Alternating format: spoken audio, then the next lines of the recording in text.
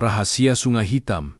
Arka adalah seorang pemuda sederhana dari desa Merangin. Setiap hari ia membantu ayahnya di sawah dan ibunya menimba air dari sungai. Namun, sejak kecil, Arka sering merasa ada sesuatu yang berbeda dengan Sungai Hitam. Sungai yang mengalir tenang di pinggir desa. Airnya tampak jernih di permukaan, tapi siapapun yang terlalu lama menatap ke dalamnya selalu merasakan hawa dingin menusuk tulang. Orang-orang tua di desa berpesan, jangan pernah mandi atau memancing di sungai itu saat matahari terbenam. Suatu sore, ketika Arka sedang mencari ikan, ia mendengar suara lirih seperti bisikan dari dasar sungai. Rasa penasarannya terlalu besar. Ia pun memberanikan diri menatap lebih dalam ke dalam air. Tiba-tiba, cahaya perak berkilau muncul di antara arus gelap. Dari sinar itu, perlahan-lahan muncul sosok seekor naga perak dengan mata berkilau bagaikan bulan purnama. Arka, suara naga itu bergema, meski mulutnya tak bergerak. Desamu akan ditelan kegelapan. Hanya 3 cahaya purba yang bisa menyelamatkannya. Kau terpilih untuk menemukannya. Arka terkejut. Tubuhnya gemetar. Ia tak tahu apakah yang dilihatnya nyata atau sekadar ilusi. Tapi jauh di dalam hatinya, ia merasa itu adalah awal dari perjalanan yang akan mengubah segalanya. Setelah pertemuannya dengan naga perak di Sungai Hitam, Arka tidak bisa tidur semalaman. Kata-kata naga itu terus terngiang di telinganya.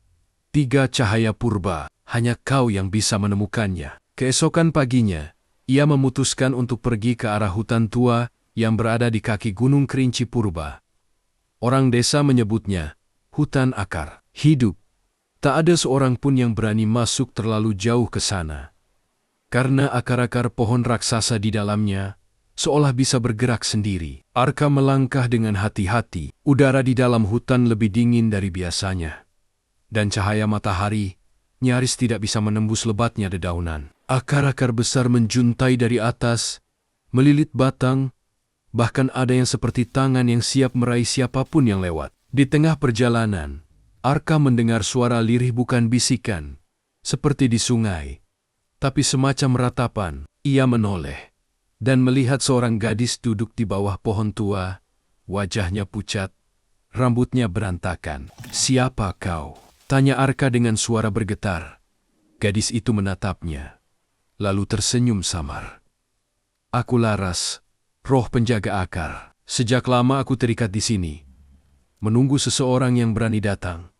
Arka terdiam. Ia baru sadar, perjalanan ini tidak hanya akan menguji keberaniannya, tapi juga mempertemukannya dengan makhluk-makhluk gaib yang menyimpan rahasia masa lalu. Laras kemudian menunjuk jauh ke dalam hutan. "Jika kau mencari cahaya purba pertama, maka jawabannya ada di jantung hutan ini.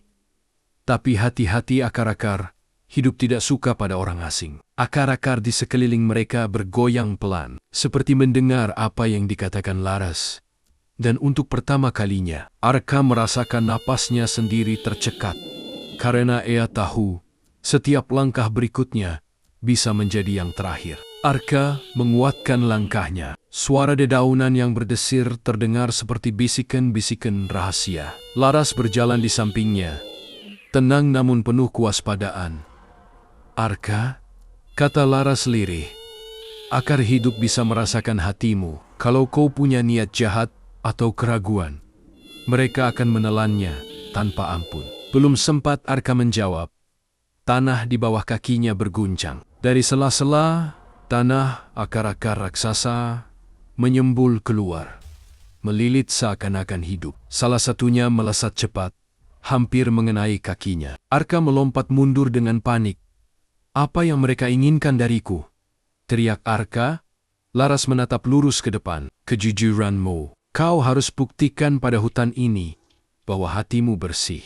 Akar-akar itu berputar mengelilingi Arka, seperti lingkaran ular. Beberapa melilit lengannya, menekan kuat hingga ia hampir tak bisa bernapas. Dalam kepanikan, Arka mengingat kata-kata naga perak di sungai.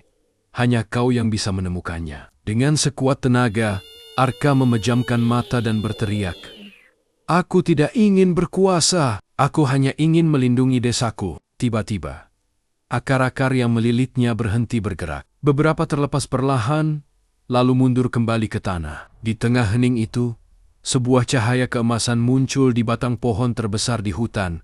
Laras tersenyum tipis. Itu dia, cahaya purba pertama. Kau berhasil melewati ujian awal. Arka terengah-engah.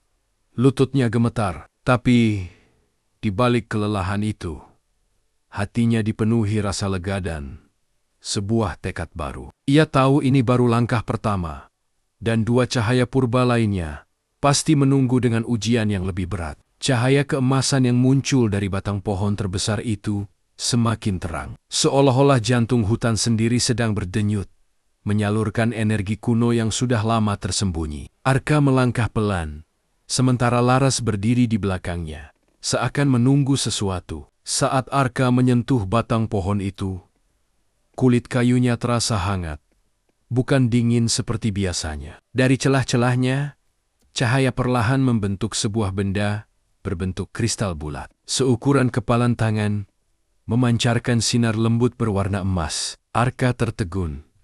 Ini, cahaya purba itu. Laras mengangguk. Ya, ini adalah cahaya kehidupan. Dengan ini, desa-desa akan tetap subur, tanah akan terus memberi hasil, dan sungai akan tetap mengalir. Tanpa cahaya ini, dunia akan mulai layu. Saat Arka menggenggamnya, tiba-tiba ia merasakan sesuatu menyerbu ke dalam dadanya. Hatinya bergetar, seolah-olah seluruh energi hutan mengalir ke dalam tubuhnya. Ia bisa mendengar detak jantung bumi, suara akar, bahkan bisikan dedaunan. Namun, bersamaan dengan itu, Arka juga mendengar sebuah suara lain gelap, berat, dan penuh amarah. Kau tidak berhak menyentuh itu. Manusia, tanah, bergetar lagi. Dari balik pohon, muncul sesosok makhluk besar.